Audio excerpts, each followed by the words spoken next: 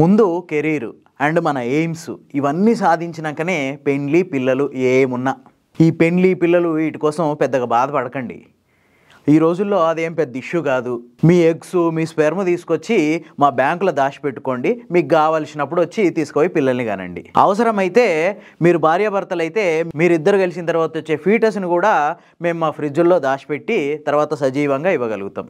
ఇవి the great ఉపాసనా కామినేని గారి ఉపదేశాలు. ఒక దిక్కు యూత్ అంతా వద్దురా సోదరా పెళ్ళంటే నూరే ఎల్లమంటారా అని పాడుకుంటా, ఇంకో దిక్కు సెల్ ఫోన్లు ల్యాప్టాప్ల వల్ల వీర్యం అడుగంటిపోతుంటే, ఆడోళ్ళకి గర్భాశయాలల్లా నీటి తిత్తులు వస్తుంటే, దేశవ్యాప్తంగా ఫర్టిలిటీ రేటు మంటగలిసిపోతుంటే మన మేడం గారి ఉపదేశాలు మాత్రం ఇట్లున్నాయి. యాక్చువల్గా పైకి ఈమె మాటలు ఏదో కెరీర్ని డెవలప్ చేసుకోవడానికి మీ ఎయిమ్స్ సాధించుకోవడానికి అన్నట్టు చెప్తున్నప్పటికీ అసలు విషయం మాత్రం వేరే ఉంది. ఎందుకంటే రీసెంట్గా అపోలోలో ప్రత్యేకంగా ఒక ఫెర్టిలిటీ వింగ్ అనేదాన్ని ఏర్పాటు చేసిర్రు.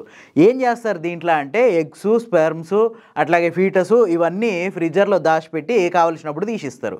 సో ఆ బిజినెస్ పెరగాలంటే జనాన్ని ఇట్లా ఎంకరేజ్ చేయాలన్నమాట.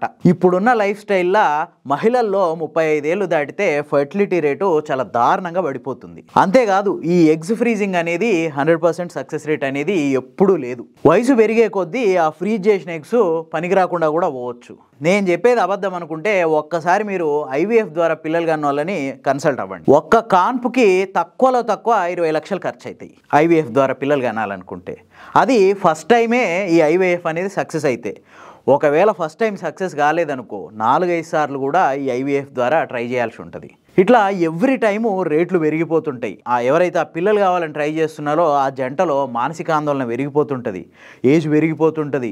ఇంకో దిక్కు పిల్లలు కావాలనే ఆందోళన, అసలు వాళ్ళు పడే నరకం అంతా ఇంత కాదు. అంతేకాదు ఇట్లా పుట్టిన పిల్లలల్లా డౌన్ సిండ్రోమ్ లాంటి సమస్యలు కూడా వచ్చే అవకాశం ఉంది. సో ఫైనల్గా నేను చెప్పేది ఏంటంటే న్యాచురల్గా పిల్లలు పుట్టే అవకాశం ఉంటే కామ్గా ఆ పని చేసేయండి. అంతే తప్ప ఎగ్స్ దాచిపెట్టుకుంటాం, స్పెర్మ్ దాచిపెట్టుకుంటాం, ఆ రెండు కలిపిన పిండాల్ని దాచిపెట్టుకుంటాం అంటే మనకి పిండం పెట్టేదాకా కూడా పిల్లలు పుట్టరు. కెరీరు ఎయిమ్స్ ఇవన్నీ ముఖ్యమే, కానీ పిల్లల కంటే కాదు కదా. ఓకే మీకు పిల్లలు ఇవన్నీ ఏమొద్దు, నా కెరీరు నా ఎయిమే ముఖ్యం అనుకుంటే అటువైపు వెళ్ళిపోండి. కానీ భవిష్యత్తులో మళ్ళీ పిల్లలు లేరని బాధపడొద్దు. బ్యాంకులో కోట్ల కొద్ది డబ్బు మూలుగుతుంటే కూడా ఇట్లాంటి ఎగ్ ఫ్రీజింగ్ లాంటి మాటలు వినండి.